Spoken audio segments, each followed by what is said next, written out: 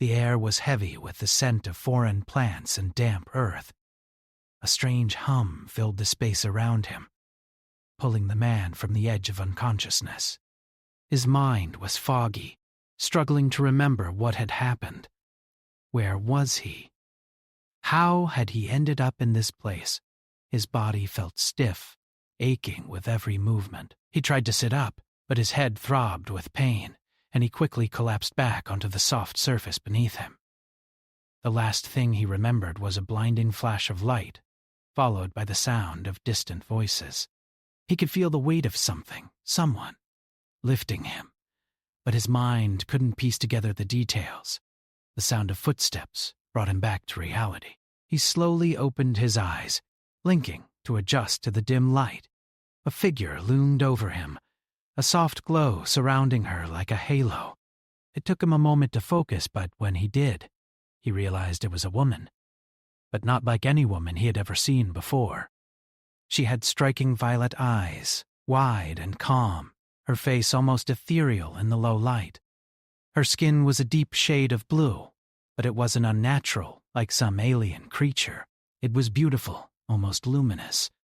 Her hair flowed in delicate strands, shimmering silver under the dim lights, and her features were sharp but graceful. The woman smiled softly at him, her expression warm, comforting even. But something about the situation felt wrong, like he was trapped in a dream or nightmare. His breath quickened. "Where am I?" He managed to croak, his voice dry and weak. His throat felt as though it hadn't been used in days. The woman leaned closer, her movements calm and careful, as if she knew exactly how fragile he was. "You're safe," she said, her voice gentle and soothing. It didn't sound strange, not in the way his mind expected, but something about it still felt foreign. "You've been through a lot, but you're alive." She helped him sit up, slowly and with great care, supporting his back with her hands. He winced slightly from the effort, his muscles aching as if they had not been used in a long time. The tent around them smelled faintly of herbs and antiseptic, though it was unlike any medicine he had ever known. There were devices scattered on the floor, some familiar, some alien. "Who are you?" he asked, struggling to keep his eyes open. The world around him felt blurry, like his senses were dulled. "What happened to me?" The woman hesitated, her violet eyes flicking away for just a moment. Then she returned her gaze to him, her expression unreadable. "My name is Elira," she said simply. "You were found injured, very close to death, in fact. I brought you here to heal you." "Where is here?" His head swam with confusion. His thoughts were scattered. Was he on Earth? Or somewhere far away? None of this made sense. "You are safe," Elira repeated, her voice barely a whisper. "Rest now. You will be able to understand soon." Her words should have reassured him, but instead, they only deepened his confusion. Safe? From what? Why had he been injured? Was he alone here? Before he could ask more, Elira gently placed a glass of water to his lips, her hands steady. He drank greedily, the cool liquid soothing his dry throat and awakening his senses. As the last drop left the glass, she pulled it away, but not before glancing at him with a soft smile. "You're lucky to be alive," she said, a soft laugh escaping her lips. "I've never seen a human so resilient," his brow furrowed as he tried to sit up more, using his elbows for support. How did you heal me?" he asked, his voice thick with disbelief. There was so much he didn't understand. He wanted answers, needed them. But every time he tried to focus, his mind seemed to drift, as though his thoughts were slipping away. "It's my job," Elira replied simply, her gaze never leaving him. She seemed to study him closely, as if analyzing his every reaction. "I am a healer, and you were brought to me to be cared for." It's what I do for those who need it." The way she spoke made it seem as though her profession was no different than any other. Yet the world around him, the very tent they were in, the strange surroundings, told a different story. Nothing about this felt normal.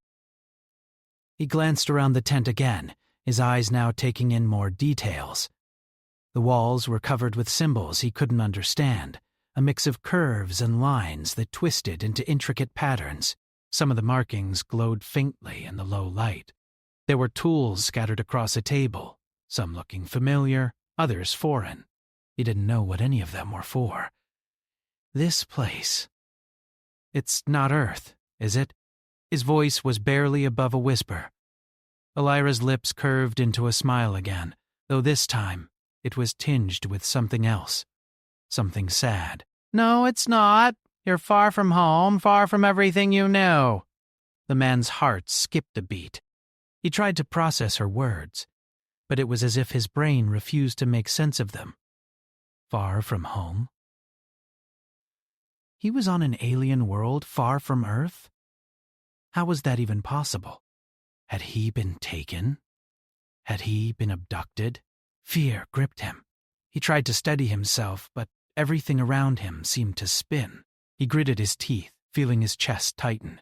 He wanted to panic, to scream, but he couldn't. His mind was too disoriented to even focus on what was real. "Why? Why did you save me?" he asked, his voice shaking with uncertainty. "Why me?"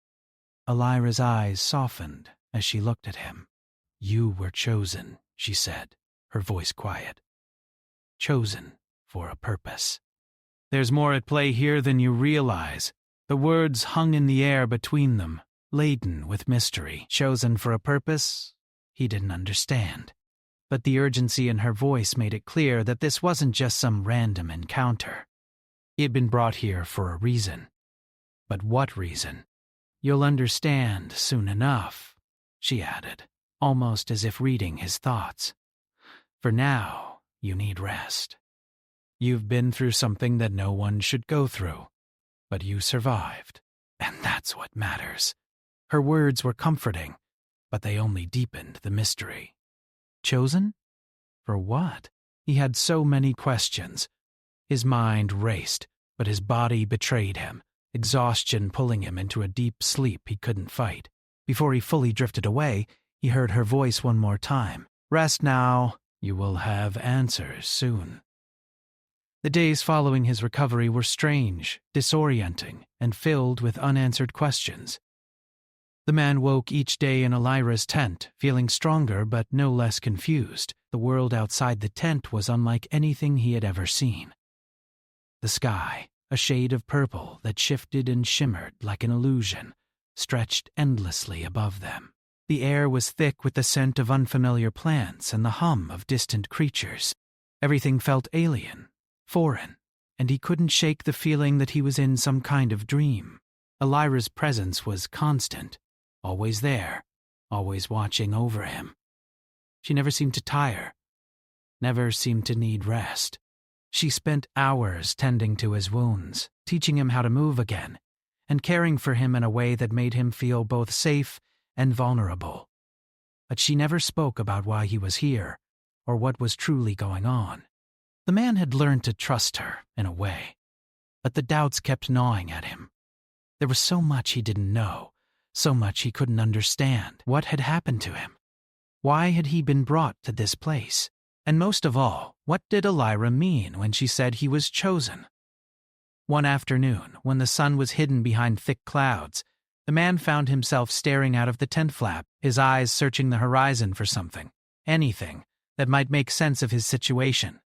His body was fully healed now, the aching soreness replaced by strength, but the lingering question of his purpose here gnawed at him. He had been chosen. But for what? Elira's voice interrupted his thoughts, soft and melodic as always. "You're thinking too much," she said, stepping into the tent with a basket of strange-looking fruit in her hands. "You need to relax." He didn't answer right away. His gaze remained fixed on the unfamiliar landscape. "I can't help it," he muttered. Everything here is so strange. I don't know what to make of it. Elira set the basket down on a low table and sat beside him, her presence a quiet comfort. It's a lot to take in, she agreed. But you're safe here, and you have time to adjust. You don't have to have all the answers now. He turned to look at her then, his brow furrowing. I don't want just answers. I want the truth. I want to know why I'm here. Why me? What's happening? Alira's expression softened, but there was something in her eyes that hinted at a deeper sadness, a truth she wasn't ready to share. You're here because you were chosen, as I said, but you were chosen for a reason. You have a purpose in all of this. She hesitated before continuing, as if deciding how much to reveal. The world you come from, Earth, is in danger. He blinked, his heart racing. What do you mean? What danger? There is an invasion coming, she said quietly. A force from another part of the galaxy, one that has set its sights on your world. They want to conquer it, and they're coming soon. The words hit him like a shockwave. His mind struggled to process what she was saying. An invasion? Earth was in danger of being invaded by aliens? It didn't seem possible. But then again, nothing about this situation made sense. He looked at Elira, searching her face for some sign of a joke, but there was none. Why would they want Earth? He asked, his voice a whisper, as if speaking the words aloud might make them real. They want your planet for its resources, Elira said, but more than that, they want to wipe out humanity. They believe your kind is a threat to their power. The man's mind raced. He had heard about wars, about threats from other countries, but never anything like this. He was no expert on space or alien races, but the very thought of an invasion from another galaxy was something out of science fiction. Yet Elira's words were calm, and her eyes were filled with a certainty that made him believe she wasn't lying. So, what does this have to do with me? He asked, feeling both desperate and confused. Why me? Why did you save me? You're part of the plan, Elira said softly. You're the one who can change the course of this war. You're the key to stopping them. The man stared at her, unable to comprehend what she was saying. I don't understand. I'm just a man. I'm not special. I don't even know what's going on. Elira's gaze never left him. You're special, whether you realize it or not. You have a gift that others don't, a gift that could help humanity survive. But you need to remember it. Remember? He repeated, his voice rising with frustration. I don't even know what you're talking about. How can I remember something I don't know? Elira stood, her movements graceful and fluid, like she was part of the landscape itself. It will come to you, she said. In time, you'll remember your purpose. But for now, you need to trust me. You need to trust that I'm helping you. I'm not your enemy. He watched her, still unsure of her true intentions. There was something about her that seemed almost too perfect, too calm in the face of something so dangerous. And yet, in his heart, he knew she was telling the truth. He didn't understand everything, but he knew she wasn't lying. I want to help, he said, his voice softer now. But I don't even know where to start. You start by believing in yourself, Elira said. You have the strength inside you. The strength to fight this, but you need to be ready. The enemy's coming, and time is running out. The man took a deep breath, trying to steady his racing heart. He didn't know how he could possibly be ready for something like this. But Elira was right. He had no choice but to try. Earth's future, his future, depended on it. Over the next few days, Elira taught him everything she could. She showed him how to use the alien technology, the devices that could help them fight back. She explained the history of the invaders, their relentless pursuit of power, and how they had conquered other worlds before. The man learned quickly, absorbing as much information as he could. But no matter how much he learned, a part of him still couldn't believe it. But then, one night, as the two of them sat outside the tent, watching the stars above, the man finally understood.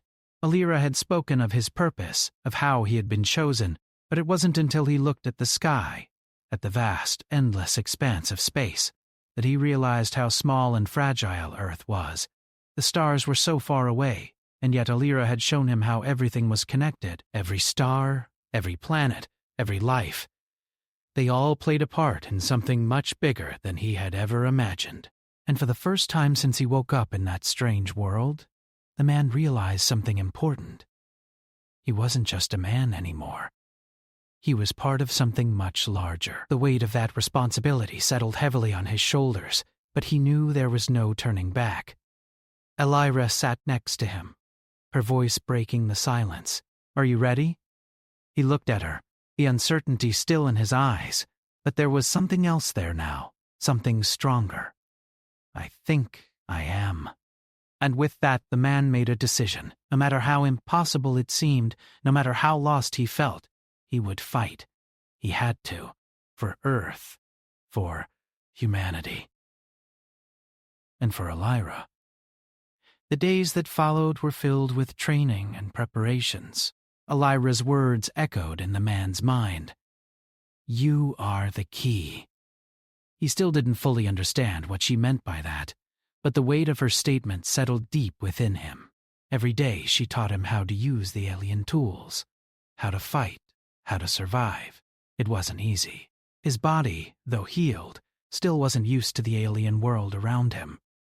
The gravity felt slightly different here. The air was thicker, and the heat during the day was almost unbearable.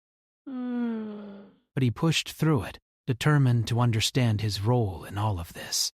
Each lesson was harder than the last. Alira had him practice with a weapon, something unlike anything he had ever seen before. The handle was sleek, almost organic, and it hummed with energy when he gripped it. At first, the weapon felt foreign in his hands, but after hours of practice, it began to feel more natural. He learned to control it, using the energy that pulsed through the weapon to defend himself. Alira was a patient teacher. She guided him through each move with calm precision, showing him how to stay focused and how to predict the movements of an opponent. She taught him how to move like the warriors of her people, fast and fluid, using both strength and agility. But no matter how much he practiced, he could feel the pressure of time weighing on him. The invaders were coming. Alira had made it clear that their arrival was inevitable. They had been watching Earth for years, waiting for the right moment to strike. And when they did, they would be relentless. He had to be ready. But even as he trained, doubts still gnawed at the man's mind. What if I'm not enough? He thought. What if I fail? He wasn't a soldier. He wasn't a hero. He was just an ordinary man who had been caught up in something he couldn't control. One evening, after a particularly grueling training session, Alira sat beside him. The sky was darkening, the stars just beginning to emerge in the alien sky. The temperature had dropped, and a cool breeze swept through the camp, carrying with it the scent of distant flowers. "You're doing well," Alira said softly, her voice reassuring. The man wiped the sweat from his brow and glanced at her. "I don't feel like I am," he admitted. "I'm not a warrior. I'm not even sure I can do this." Alira turned to face him, her violet eyes glowing faintly in the dim light. "You're stronger than you think," she said. "Your people have fought before. You may not realize it, but you have the heart of a fighter." He shook his head, still unsure. "I don't know if I'm ready. I don't know if I can be the one to stop them." Alira placed a hand on his shoulder, her touch warm and steady. "You don't have to do this alone," she said. "I will be with you every step of the way. You have allies, and you have something inside you that no weapon can replace." The man looked at her, trying to understand the weight of her words. "What do you mean?" "You have a purpose, a strength that comes from within. You were chosen because you can see things differently. You have the potential to unite people, to show them a way to fight back. He looked away, trying to process what she was saying. I don't know how to do that. I don't even know where to start. Alira smiled, a faint but encouraging smile. Start by believing in yourself.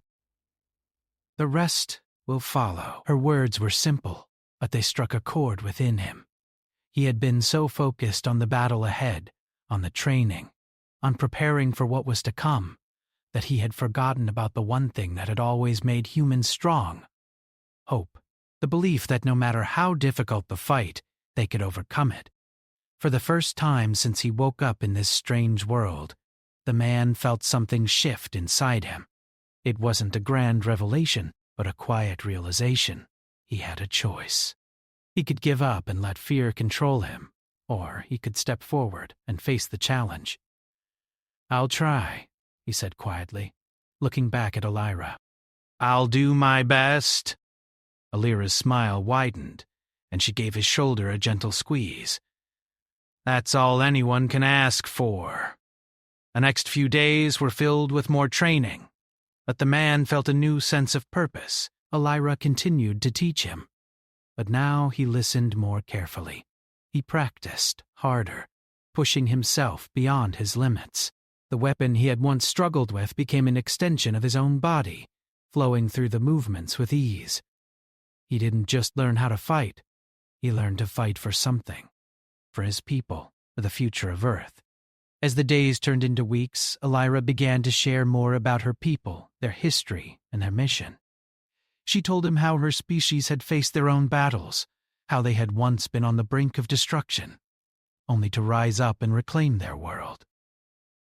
They had learned the importance of unity, of standing together in the face of impossible odds. There is strength in numbers, Alira said one evening, as they sat around a campfire. Together, we can face anything. The man understood now.